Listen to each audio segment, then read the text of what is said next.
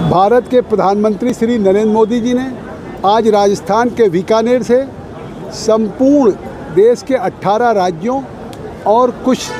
केंद्र शासित प्रदेशों में 103 स्टेशन को अमृत योजना के अंतर्गत आधुनिकीकरण, वहाँ की जो वास्तुकला है, वहाँ की जो संस्कृति है, उसका परिलक्षित और प्रदर्शन के साथ जिस तरह से आधुनिकीकरण हो और जिसमें यात्रियों को उत्कृष्ट लेवल की सुविधाएं मिलें, चाहे वेटिंग रूम की हो, एस्केलेटर की हो या वहाँ के स्टेशन के प्लेटफॉर्म्स की हो, उन सारी सुविधाओं को सबसे आधुनिकीकरण बनाने का काम किया। उस 103 स्टेशन में आज गौतम बुद्ध तथागत की धरती, उनकी जन्मस्थली सिद्धार्थनगर के स्टेशन को भी उसमें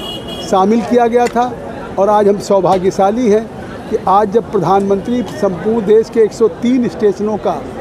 उद्घाटन उन्होंने किया, लोकार्पण किया, उसमें हमारे सिद्धार्थनगर का भी किया है, जिसमें हमारे नॉर्थ ईस्ट रेलवे के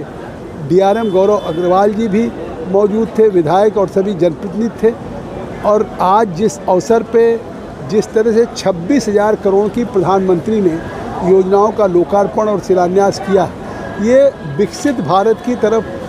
बढ़ने वाला अग्रसर कदम है। एक तरफ भारत और पाकिस्तान में जो घटना पहलगाम की हुई, उसके संबंध में भी प्रधानमंत्री जी ने कहा कि अगर वहाँ के आतंकवादियों ने हमारे बहनों का सिंदूर पोंछा है तो हमने उनको मिट्टी में मिलाने का काम किया है। और अब उन्होंने अभी तक कहा था उनको और उनके आकाओं को, आज उन्होंने कहा उनकी अगर सरपरस्त सरकारें जो है, क्योंकि जब हमारी सेनाओं ने अपने पराक्रम शौर्य से उन आतंकवाद के उनके हेडक्वार्टर्स को निस्ताबूद किया, तो वहाँ की सरकार हमारे साथ खड़े होने के बजाय उनके साथ रिटेलिएट होकर रिहायशी इलाकों पे जब गोलाबारी किया, जिसमें हमारे 16 नागरिक मारे गए, तो हमने उनके 11 एयरवेज को, जिसको रफ़ी एयर खान बीकानेर के उस पार ही है,